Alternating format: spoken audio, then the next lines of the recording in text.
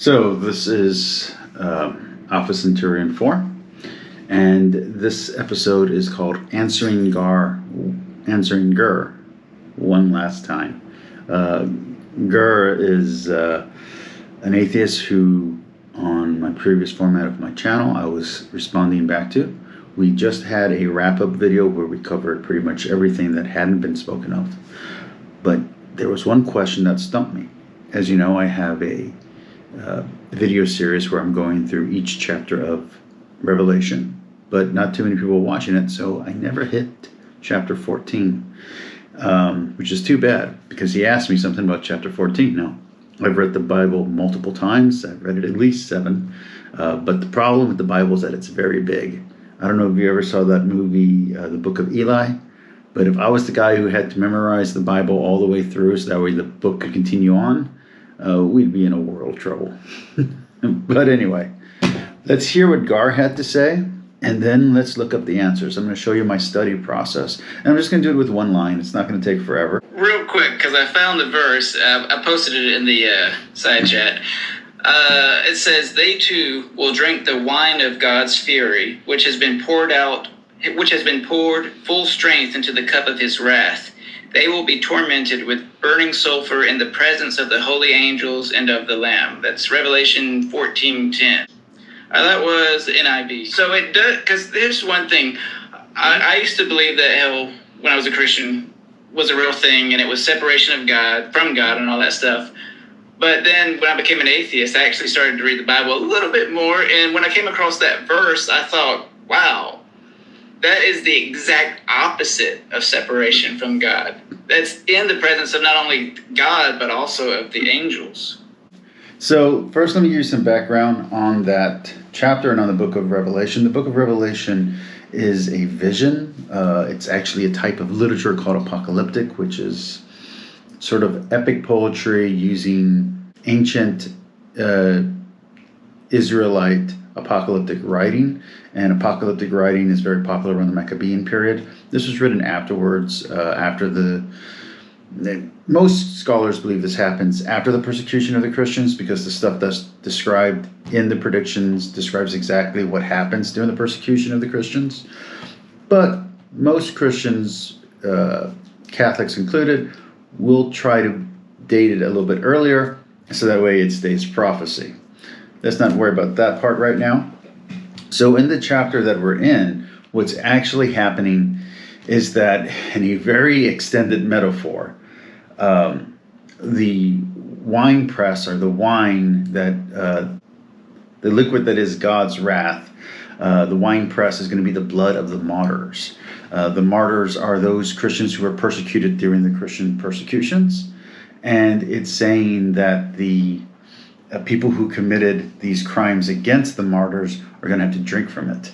Specifically, those who worshiped the beast or took the beast's name, basically branded themselves or got a tattoo with the beast's name on them.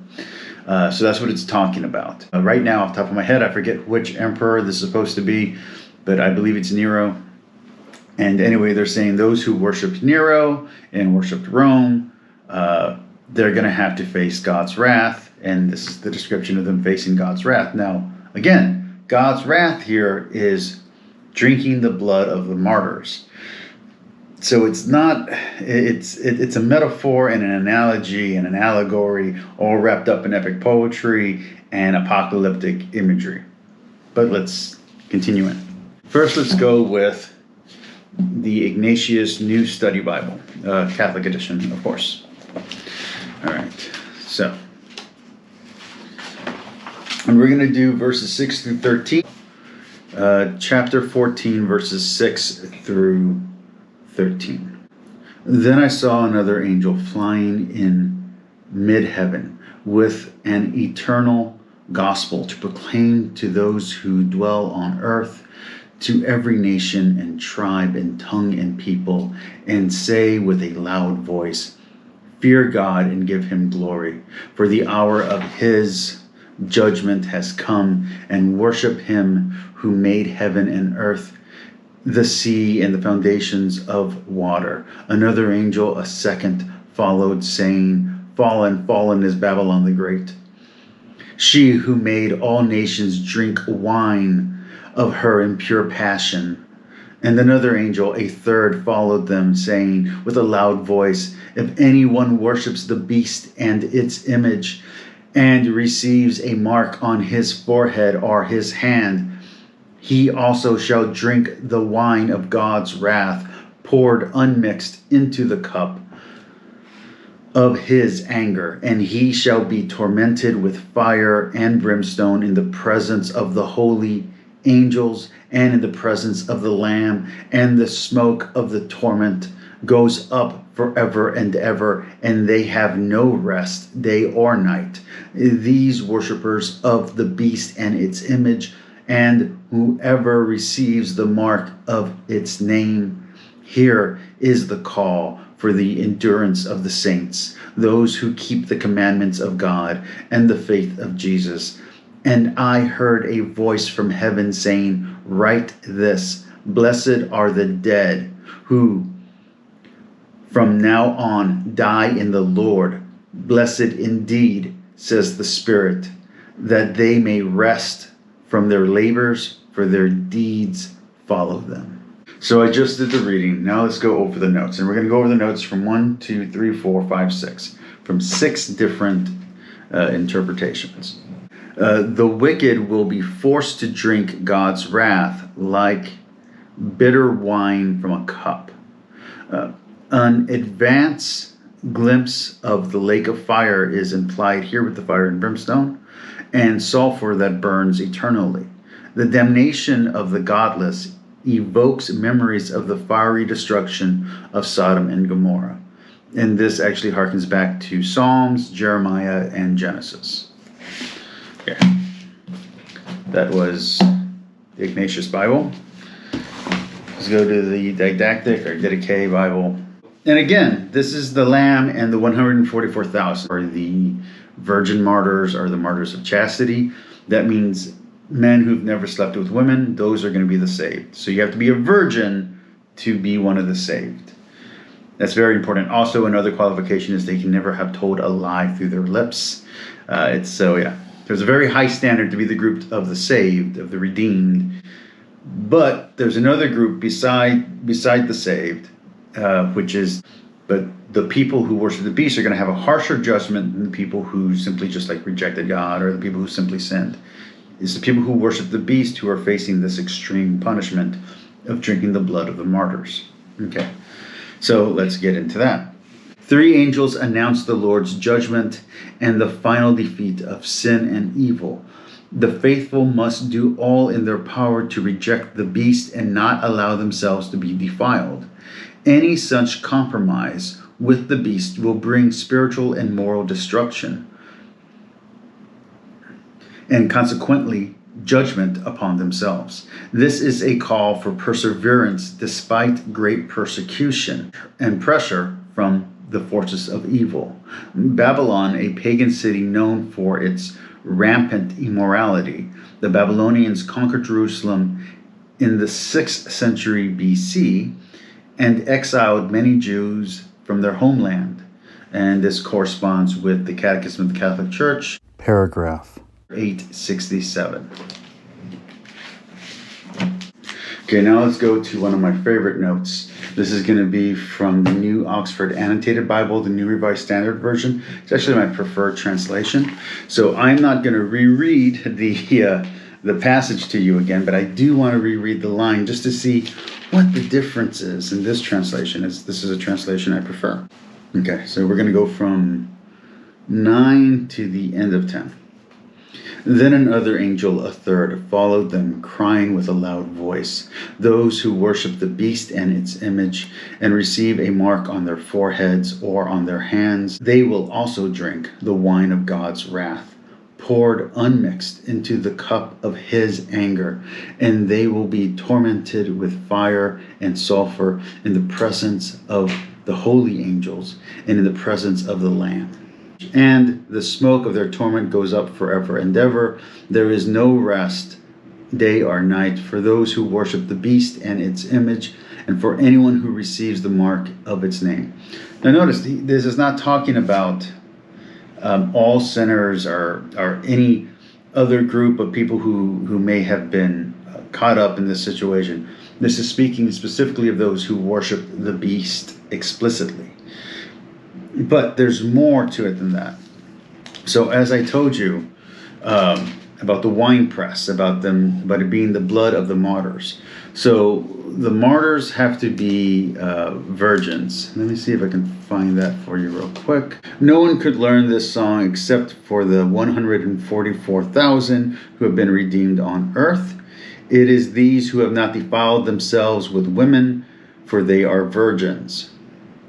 It also goes on to say that, and in their mouth no lie was found. They are blameless. They've never spoken a lie. Okay, now let's go to the sickle.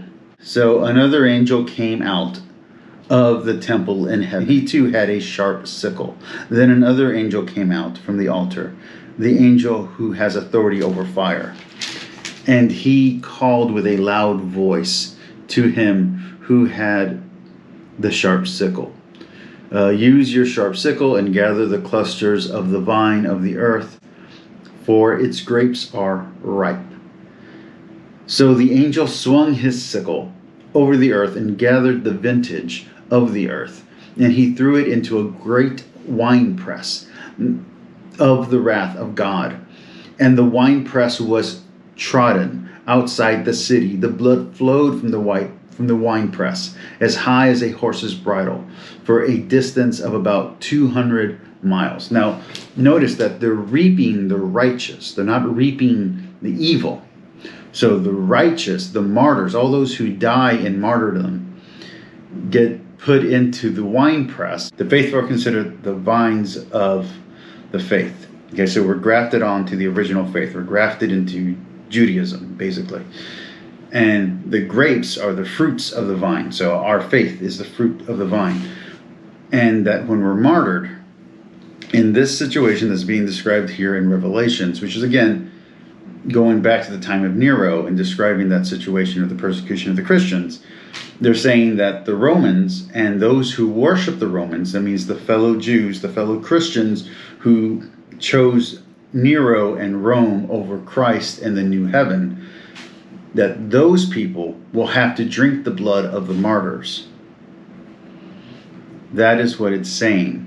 I know it doesn't seem like that if you're taking this 100% literal, but if any book all Christians can agree is not 100% literal, it's the book of Revelation. Okay, so let's go into the commentary on 14:10. Wine of God's wrath, unmixed, not diluted, and therefore more potent, as in Maccabees. Wine was often mixed with water before being consumed. The fire and sulfur are instruments of divine punishment, as seen in Genesis, Psalms, and Ezekiel. Holy angels here could be a reference back to Mark. So there you go. All right. Let's go to my least favorite translation, which is the King James. But actually, I think the NIV is my least favorite translation. That's probably why I didn't recognize it when Gurr read it. But anyway, my second least favorite translation, the King James. Let's see. And it reads over here, just the single line. The same shall drink of the wine of the wrath of God, which is poured out without mixture into the cup of his indignation, and he shall be tormented with fire and brimstone in the presence of the holy angels, in the presence of the Lamb. And like I said, there's way more context to that. 6 to 13 is what you really want to read if you want to get the context for what's going on. And the whole chapter is what you want to read to understand the greater context there. This one is one of my favorite notes. Not one of my favorite translations, it's one of my favorite notes. The notes here are all from the Church Fathers, and this is an Orthodox Study Bible. So let's check that out. And this is for note 9, verse 9 through 11. The wrath of God shall be poured out like wine, full strength, unmixed, with no water to dilute it, to be drunk by those who compromise with the evil one. And the undiluted thing is very important here, because The Greeks, or the pagans, or the Gentiles, however you want to talk about it, the Hellenistic people, had a habit of mixing their wine with water. So by having unmixed wine, it means the people who are not the Gentiles or the pagans. But Gentile and pagan here no longer means not Jewish. Now it means not Christian or not of the one true faith. So the wording here has doubled and triple meaning. Like a smoldering hot pot, this cup is agonizing. The same bath of fire and brimstone, the fate of Sodom and Gomorrah, Genesis, reserved for Satan, the beast, and the false prophet, which can be seen in other parts of Revelation. Even the presence of God, the Lamb, and his good servants, the holy angels, is a torment for those whom rejected God and chose to worship the beast and the idols of the beast. Go back to Luke if you want to see more about this. Luke chapter 8, verse 37. And as the refuse piles in the valley of Hinnom, or Gehenna, smoldered unceasingly outside Jerusalem, his agony continues forever and ever, an eternal contrast to the never-ending joy of the worship of God. Now, again, that sounds really, really brutal, but it's reserved for a very specific set of people who did that. Okay? Those who will drink of this winepress are not just simple sinners. These are not just people who simply rejected God. These are people who actively worshipped the beast, as well as participated in the active persecution of innocent victims. That is, the innocent virgin martyrs. Okay? So it's rough, I know. Okay. Now, last but not least, Catholic Study Bible.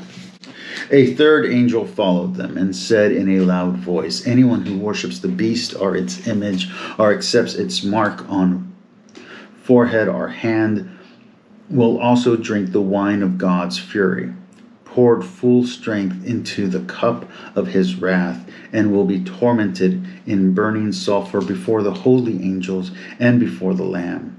The smoke of the fire that torments them will rise forever and ever, and there will be no relief day or night for those who worship the beast or its image or accept the mark of its name. Here is what sustains the holy ones who kept God's commandments and their faith in Jesus. And if we go to the explanation, the image of the wine of God's fury is taken from Isaiah and Jeremiah and Ezekiel. It is eternal punishment in the fiery pool of burning sulfur, or fire and brimstone, which is taken from Genesis. Is also reserved for the devil, the beast, and the false prophet, which are references to Revelation. So there you go. So I've now given you 6 explanations. And I've read to you 2 or 3 different selections of the verse in question, and I've also given you extra commentary and understanding now that I've read the chapter again after having not read it for a very long time. I've read it enough times that a lot of the metaphors become very clear when you actually read the chapter, so that's really cool. But anyway, the analogies aside, because I know that as Christians we don't like using the word metaphor, the analogies aside, you have your explanation of that verse, Gur Mania. This is my last official response to any of your questions. There may be some in the future, but as you know, my channel is changing directions, and I don't want to get bogged down too far into the weeds of philosophical theology currently. I'd like to expand my channel to some more stuff. But if anyone has any questions regarding a particular verse, please let me know. I can do the same thing I just did here. Also, I would like to still finish the book of Revelation. I left off on chapter 10. I'm almost halfway through. I would definitely like to finish the book of Revelation and have that as as a memento to my work I did on the Bible these last 3 years. Peace, like, and subscribe. Talk to you all later.